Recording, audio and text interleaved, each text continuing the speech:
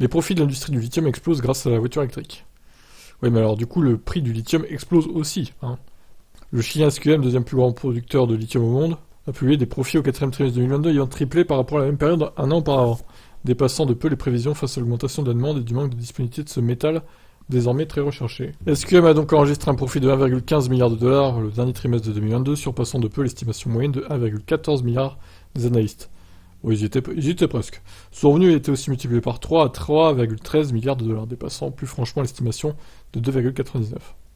Richard Ramos, directeur général, s'est déclaré sans surprise très satisfait des résultats extraordinaires. Ses profits ont été alimentés par les ventes records de lithium et de ses dérivés que SQM envoie majoritairement en Asie. Les volumes de lithium produits par SQM ont augmenté 38% en un an pour atteindre 43 000 tonnes, chacune d'entre elles se vendant 59 000 pièces. Alors 56 000 euros du coup. Il y a un an, c'était 13 800 euros. Oh.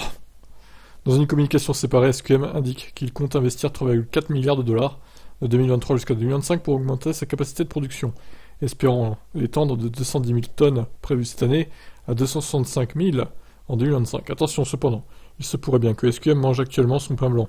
D'autres technologies de batterie sont en approche, à la fois moins chères et plus propres, comme celle de la chimie sodium-ion qu'on a déjà évoquée, effectivement. Alors, est-ce que c'est du coup judicieux de balancer 3 milliards et demi si, dans 4-5 ans, le lithium, finalement, ne sera plus si utilisé que ça? C'est à eux de bien calculer leur truc, là, hein. Et de pas faire des dépenses inutiles, du coup. Je vous laisse commenter.